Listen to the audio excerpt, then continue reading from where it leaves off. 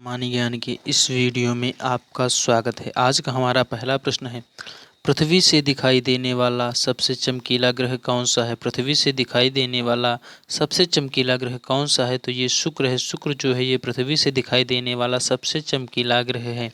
अगला प्रश्न है, हमारे सौर मंडल का सबसे चमकीला तारा कौन सा है। हमारे सौर मंडल का सबसे चमकीला तारा कौन सा है, तो ये है साइरियस। साइरियस जो है ये हमारे सौरमंडल का सबसे चमकीला तारा है, साइरियस।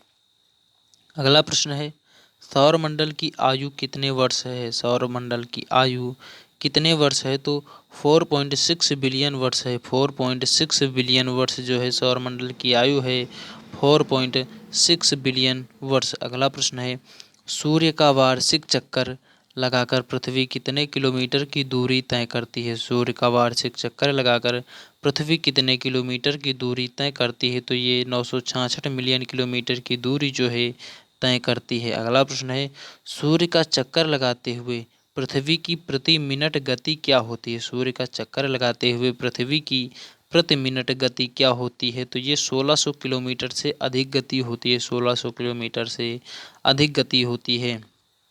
अगला प्रश्न है, भूमध्य रेखा पर सूर्य वर्ष में कितनी बार सीधा चमकता है। भूमध्य रेखा पर सूर्य उस भूमध्य रेखा पर सूर्य वर्ष में कितनी बार सीधा चमकता है, तो ये 2 बार सीधा चमकता है भूमध्य रेखा पर सूर्य। अगला प्रश्न है, आँखों से दिखाई देने वाला सबसे दूरस्थ खगोलीय पिंड अर्थात एंड्रोमीडा की ग्रेट गैलेक्सी पृथ्वी से कितने प्रकाश वर्ष की दूरी पर है, तो ये 2.2 मिलियन प्रकाश वर्ष की दूरी पर है। 2.2 मिलियन प्रकाश वर्ष की दूरी पर है। अगला प्रश्न है, संविधान सभा ने संविधान किस तिथि को अपनाया था। संविधान सभा ने जो है संविधान किस तिथि को अपनाया था, तो 26 नवंबर 1949 को संविधान सभा ने संविधान को अपनाया था। 26 नवंबर 1949 को।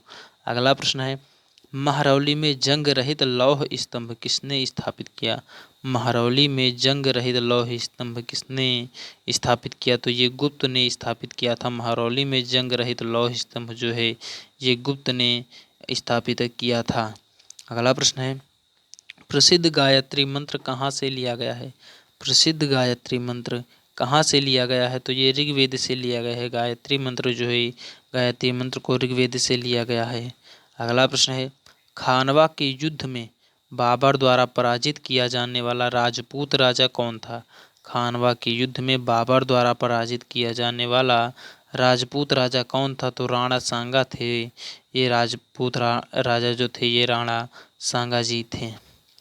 अगला प्रश्न है, रामकृष्ण मिशन का संस्थापक कौन था। रामकृष्ण मिशन का संस्थापक कौन था, तो स्वामी विवेकानंद थे। स्वामी विवेकानंद जी जो है रामकृष्ण मिशन के संस्थापक थे।